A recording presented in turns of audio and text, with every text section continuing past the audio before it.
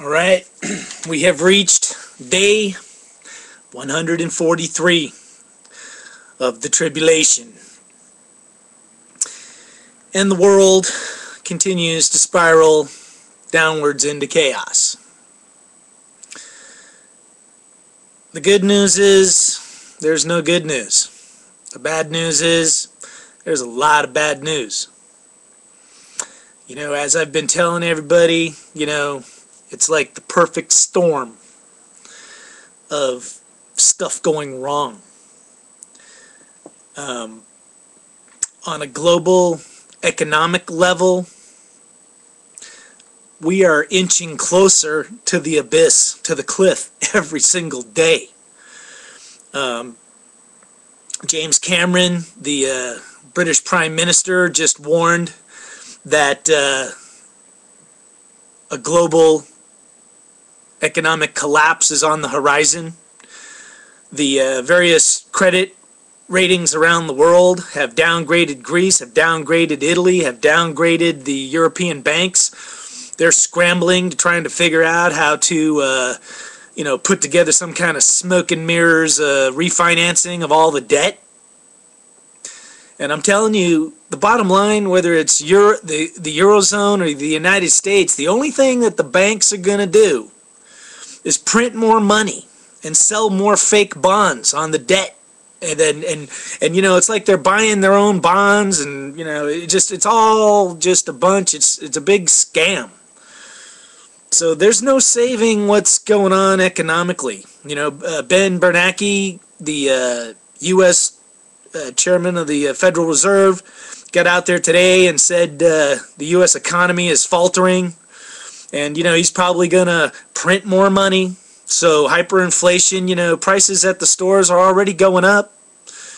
You know, basically, the European economies of Germany and France and England are all stalling.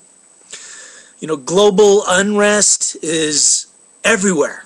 You know, it's all across Europe, it's all across the Middle East, and it's here in the United States. You know, if you've been watching the news, we got the Occupy Wall Street, and you know what? These people may have no idea of what the hell it is they're doing out there, but they know something's wrong, and it's not going away. It's growing. You know, it's getting larger by the day. And I can tell you right now, you know, our current Congress, our President Obama, they're not going to solve anything. They're clueless. And in fact, they've set up the, you know, the time bombs in the debt ceiling budget that they passed this summer, which are going to basically kick in November. And it's not going to be good, whether it's cutting our military or cutting, you know, any kind of programs. You know, people are not going to be happy. You know, I was reading an article on the BBC website that there was a town in England where, you know, I don't know whether they had flooding or just the sewer systems didn't work, but all of a sudden they were short on water. So they tried to truck in water, and the people in the town just turned into a mob and grabbed the water. And, you know, that's kind of what I've been saying. You know, I wrote the article, which is the first wave. Well, that wave has started. And, you know, what we got to decide is if you're going to be part of the mob and the chaos, or whether you're going to try and be a positive force and be the voice of reason and try and, you know, calm people down and stop the chaos. Because it's coming. You know, discontent is everywhere. You know, the gap between rich and poor grows every single day. And the middle class is disappearing faster than you can imagine. You know, families' budgets are collapsing. They can't pay all the bills, unemployment, health care, taxation, disasters, you name it. And, you know, that's the other part of this tribulation, you know, as far as the perfect storm, is our planet is undergoing some kind of transformation. You know, it cannot be denied at this point. The sun's been going crazy with sunspots. We have possible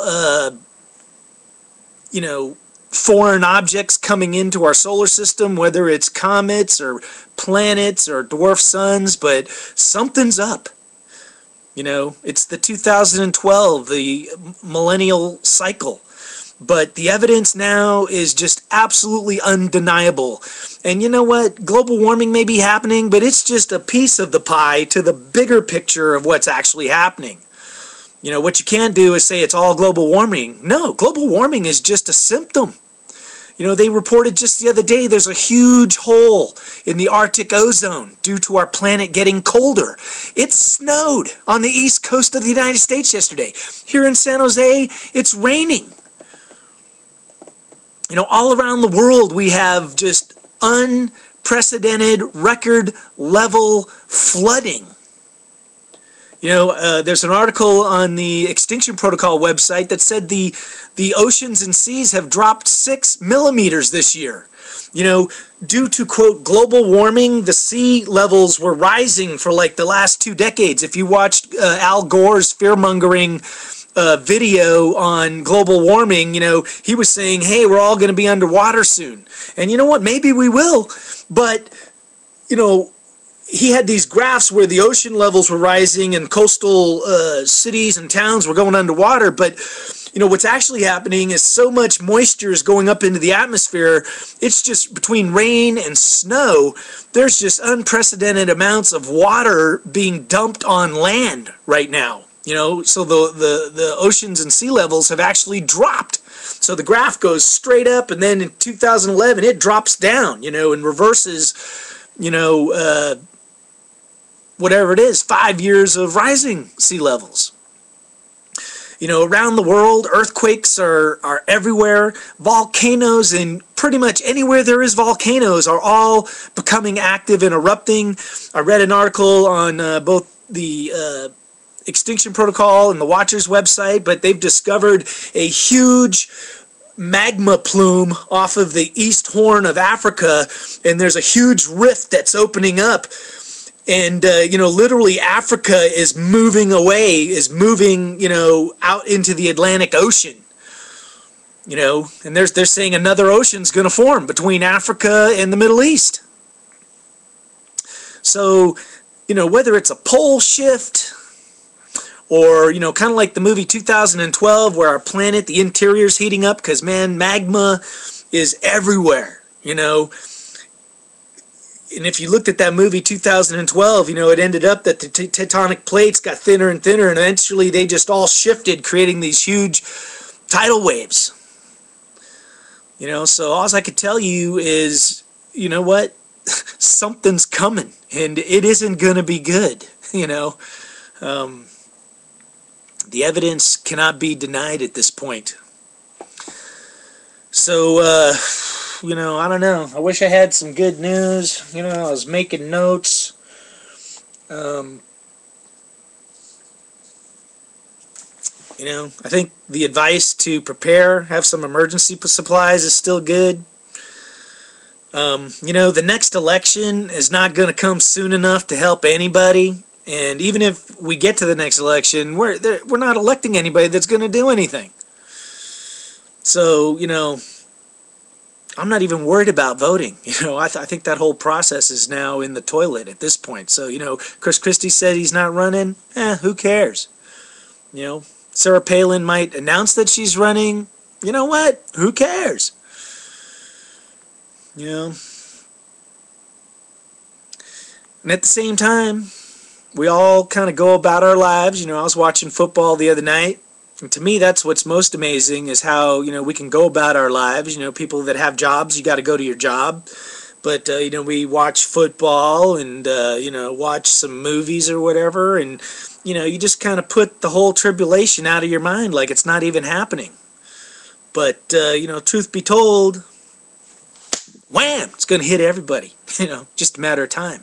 I think personally, the window for just life changing as we know it is, before the year runs out. It's going to happen in 2011. So, I don't know. That's where we stand, And people can argue whether we're in the tribulation, I don't care. We're in tribulation. Nothing is going right. And the next thing that's going to happen is we're going to have a lot of diseases are already breaking out everywhere, because where the floodings occurred, when you have flooding, that brings disease, mosquitoes, and just polluted water. And what we have is unprecedented crop damage around the world. We got the cantaloupes in Colorado. I read an article the other day that all the bees are being killed down in Florida. And, there's all sorts of stuff breaking out in Europe. Pakistan is completely underwater. The Philippines just had 2 hurricanes. But, famine, whether it's through drought or flooding and diseases, throw that in on top of everything that's happening. And, what I'm going to tell you is, this wave of chaos, people running around in the streets, the Occupy Wall Street types, where they don't even know what they're doing. It's just somebody says, hey, march towards the bridge. And everybody's like, yeah, to the bridge, march towards that building. Let's burn that down. Everybody towards that building. But chaos is going to set in pretty quick. Like, to me, if we lose electricity, or if the economy collapses where money isn't worth anything, I say we got maybe a 5-day window. And probably by day 3, people will be making a run at the stores to just get whatever they can. And, by the end of the week, it'll be dog eat dog out there. And, we can either, if you've ever watched the movie Mad Max, we can either all sink into the Mad Max existence, where the crazies rule, or, we've got people that are not going to be part of that. And, when other people are trampling others to get a bottle of water, I'm going to be the person that helps that person up, and I'm going to share my bottle of water. So that to me is the real big choice that we're looking at, in the near-term horizon is, are we going to be part of the chaos, or are we going to be part of the calm? But, the tribulation itself, if it was a roller coaster, we'd been going up. How every roller coaster starts with that big hill where it's like tink, tink, tink, tink, tink, tink, tink, tink, tink. We've already gotten to the top, and I think we are now, just about to go woo to the bottom, where the whole world is going, ah! Get me off this ride. But you know what? We're all in it together. You can't get off the ride. So, the question is, are you going to have your hands in the air screaming, or are you going to, keep your hands in the cart and, ride it out? We'll see. The tribulation is here, folks. Be a positive force. Be a voice of reason. Be the calm in the storm. All right, peace. Rock on.